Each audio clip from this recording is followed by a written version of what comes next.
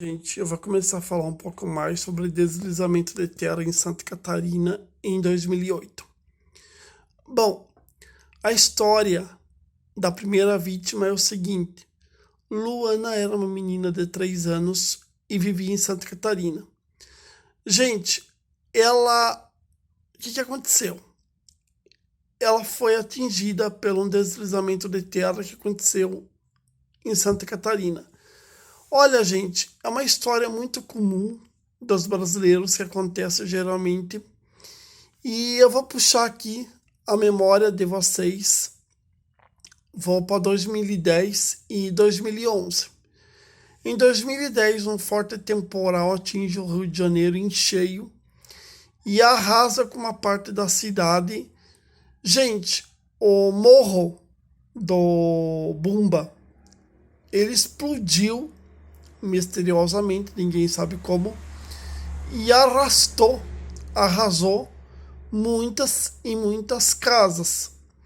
Olha, gente, detalhe ou não, Santa Catarina, ela foi atingida por um dilúvio praticamente. Eu chamo de dilúvio porque quando chove 2 meses sem parar quase, e a destruição, a mortes, eu não posso falar outra coisa a não ser um dilúvio. Aí o que aconteceu? Fenômenos meteorológicos encontraram um clima perfeito.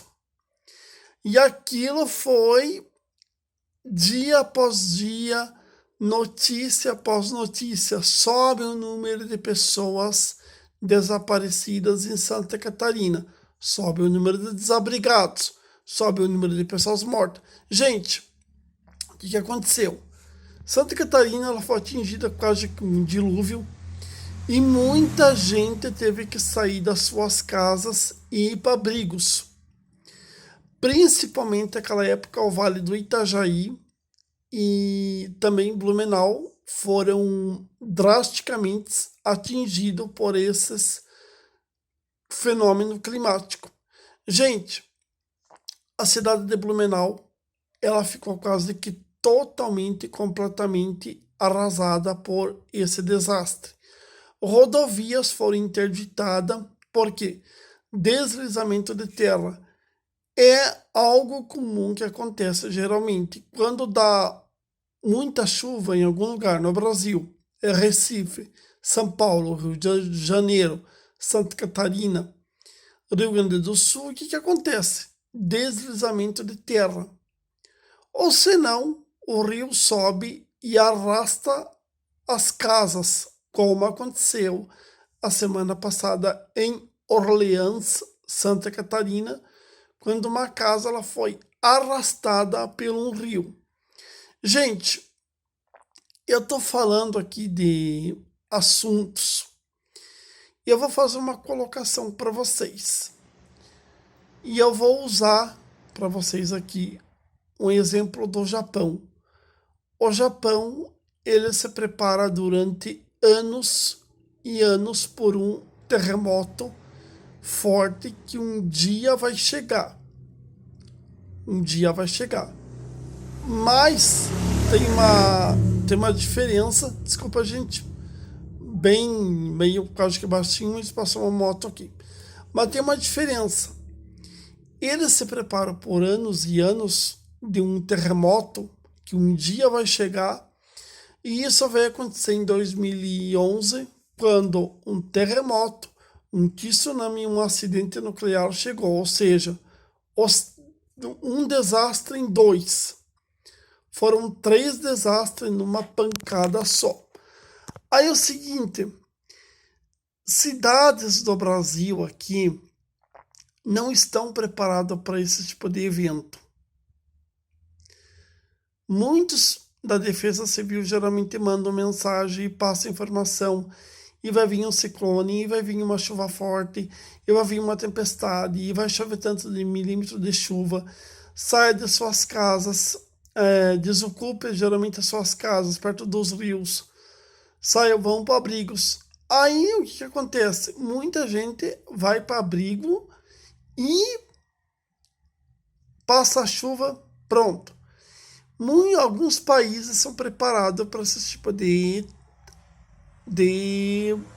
desastre. Vamos supor, os Estados Unidos tá para se formar um furacão tal, informação, categoria 3. É uma categoria forte, mas não a devastadora.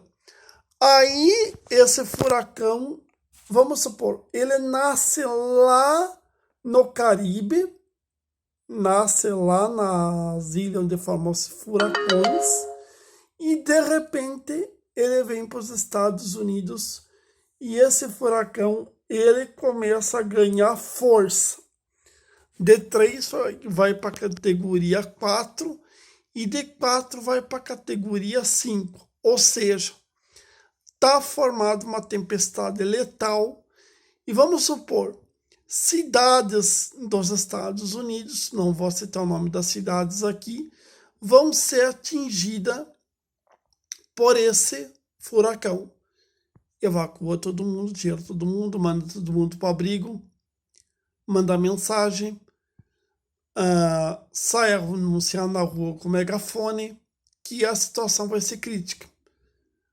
Pede para as pessoas saírem e ir logo para um abrigo, porque senão vai ser muito crítica. Gente, os Estados Unidos em 2005 foi atingido pelo Katrina, que eu falei para vocês aqui.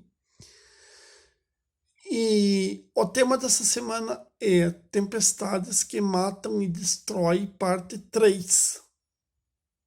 E eu decidi fazer isso porque, primeiro, para relembrar um pouco de 2008 e segundo, para eu comentar um pouco sobre como se formam furacões, ciclones e tempestades.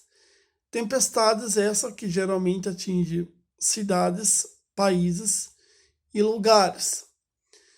Como aconteceu na Líbia em 10 de setembro, só que a Líbia não é preparada para esse tipo de desastre, não.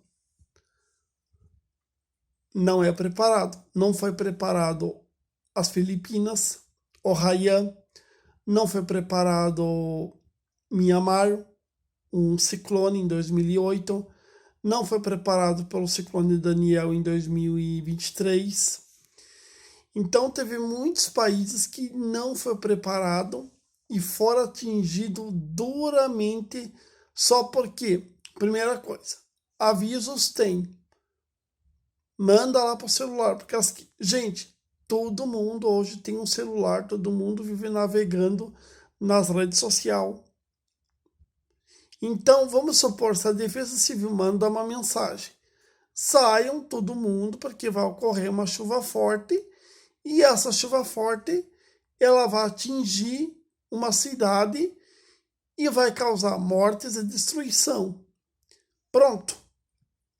A Defesa Civil mandou mensagem, porque a Defesa Civil ela só manda mensagem porque ela alerta a situação de perigo.